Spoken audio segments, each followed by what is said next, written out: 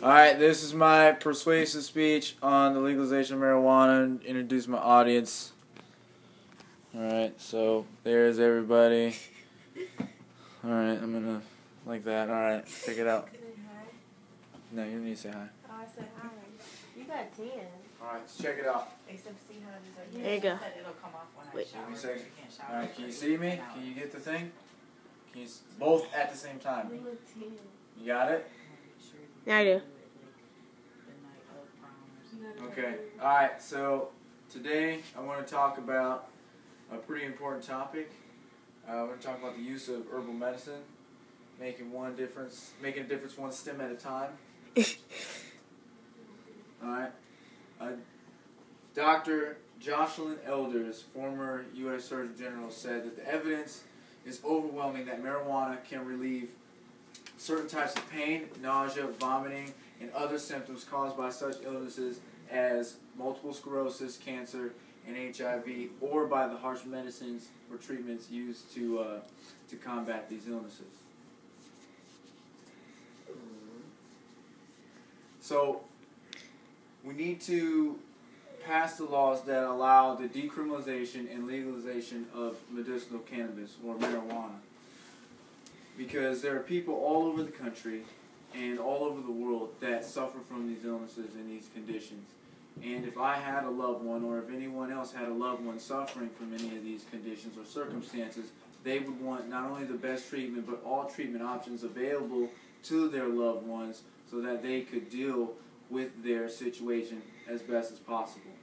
So today, what I want to talk to you about is some of the reasons why medicinal cannabis is the right way to go as far as legalization of it, and how we can benefit as a country and as a society from it.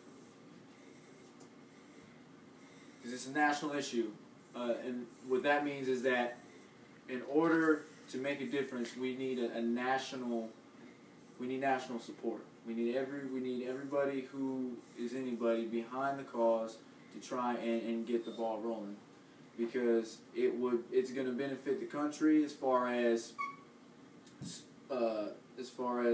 benefiting the economy, and also the families, as mentioned before, the families and patients suffering from these terminal illnesses.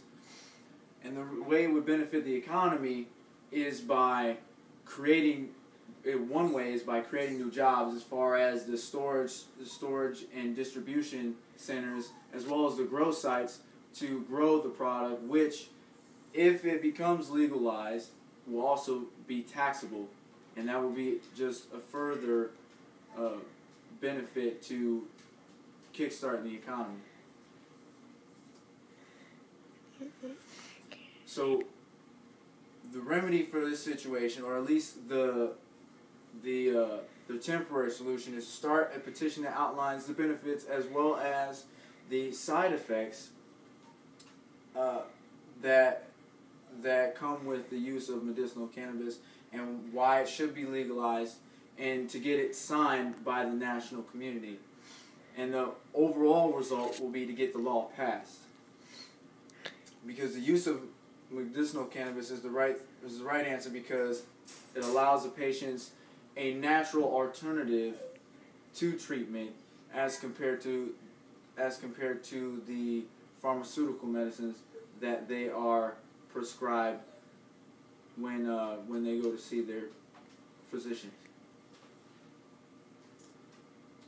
So the plan of action is to do your research, to inform others about what's going on, and when the time comes, to vote on these issues so that we can get the vote passed and get the ball rolling so that these people can have easier times.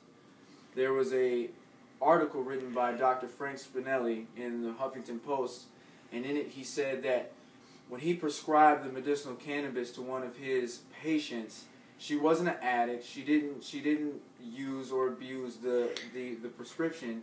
She wanted it so that she could live the remainder of her life, because she was suffering from cancer, pain-free, and also enjoy the company of her family as well. You have many people, both that have been contrary to the legalization of marijuana and now support it, once they did their research, once they talked to their colleagues, once they found out the benefits of using medicinal cannabis, Dr. Sanjay Gupta, for example, chief medical correspondent for CNN News, in 2005 was against the legalization of marijuana, and 2 years ago he had changed his position due to the fact that once he did his research, once he found out that the DEA classification of marijuana being a class 1 drug, which means it's highly used and abused, is not the case. There's no clinical evidence given to us by the FDA or any other drug organization that solidifies these claims for marijuana to be that severe of a drug. And with any medicine, it's going to have its side effects. Because once we bring everybody together and we get everybody on the same page, one voice can make a difference, but many together can change the world for the better. Because people all over the country, as well as their families, will benefit from using the medicinal cannabis for pain regulation and therapy based on their physician's discretion, and they should have that option. There's no reason why they should not have that option. You have many politicians, such as the Secretary of State, Hillary Clinton, as well as